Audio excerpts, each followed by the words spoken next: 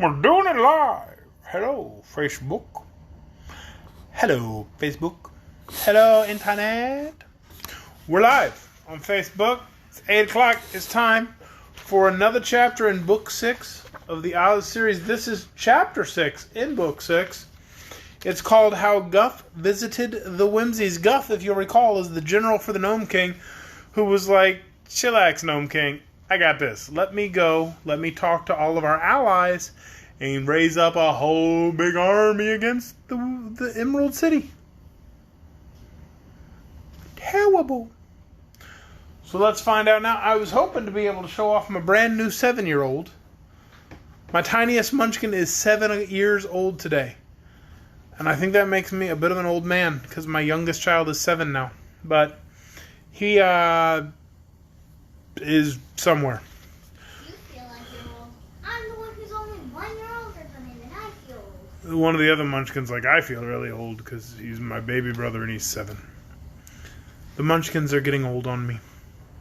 They're going to be oldkins someday. It is what it is. Chapter 6, How Guph Visited the Whimsies. The new general of the Gnome King's army knew perfectly well that to fail in his plans meant death for him. Yet he was not at all anxious or worried. He hated everyone who was good, and longed to make all who were happy unhappy. Therefore he had accepted this dangerous position as general quite willingly, feeling sure in his evil mind that he would be able to do a lot of mischief and finally conquer the land of Oz. Yet Guph determined to be careful and to lay his plans well so as not to fail. He argued that only careless people fail in what they attempt to do. The mountains underneath which the Gnome King's extensive caverns were located lay grouped just north of the land of Ev, which lay directly across the deadly desert to the east of the land of Oz. As the mountains were also on the edge of the desert, the Gnome King found that they had only to tunnel underneath the desert to reach Ozma's dominions. He did not wish his armies to appear above ground in the country of the Winkies, which was now part of the land of Oz nearest to Roquat's own country, as then the people would give the alarm and enable Ozma to fortify the Emerald City and assemble an army. He wanted to take all the Oz people by surprise, so he decided to run the tunnel clear through to the Emerald City, where he and his hosts could break through the ground without warning and conquer the people before they had time to defend themselves. Roquat the Red began work at once upon his tunnel, setting 1,000 miners at the task and building it high and broad enough for his armies to march through it with ease. The gnomes were used to making tunnels, as all the kingdom in which they lived was underground, so they made rapid progress. While this work was going on, General Guph started out alone to visit the chief of the Whimsies. These Whimsies were curious people who lived in a retired country of their own. They had large, strong bodies, but heads so small that they were no bigger than doorknobs. Of course, such tiny heads could not contain any great amount of brains, and the Whimsies were so ashamed of their personal appearance and lack of common sense that they wore big heads made of pasteboard which they fastened over their own little heads. On these pasteboard heads they sewed sheep's wool for hair, and the wool was colored many tints, pink, green, and lavender being the favored colors. The faces of these false heads were painted in many ridiculous ways according to the whims of the owners, and these big burly creatures looked so whimsical and absurd in their queer masks that they were called Whimsies. They foolishly imagined that no one would suspect the little heads that were inside the imitation ones, not knowing that it is folly to try to appear otherwise than as nature has made us. The chief of the Whimsies had as little wisdom as the others, and had been chosen chief merely because none among them was any wiser or more capable of ruling. The Whimsies were evil spirits and could not be killed. They were hated and feared by everyone and were known as terrible fighters because they were so strong and muscular and had not sense enough to know when they were defeated. General Guph thought the Whimsies would be a great help to the gnomes in the conquest of Oz, for under his leadership they could be induced to fight as long as they could stand up. So he traveled to their country and asked to see the chief, who lived in a house that had a picture of his grotesque false head painted over the doorway. The chief's false head had blue hair, a turned-up nose, and a mouth that stretched half across the face. Big green eyes had been painted upon it, but in the center of the chin were 2 small holes made in the pasteboard, so the chief could see through them with his own tiny eyes, for when the big head was fastened upon his shoulders, the eyes in his own natural head were on a level with the false chin.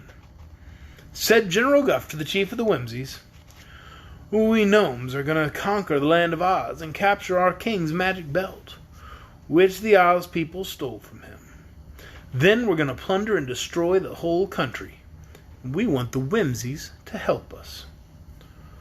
"Will there be any fighting?" asked the chief. "Plenty," replied Guph. This must have pleased the chief, for he got up and danced around the room 3 times.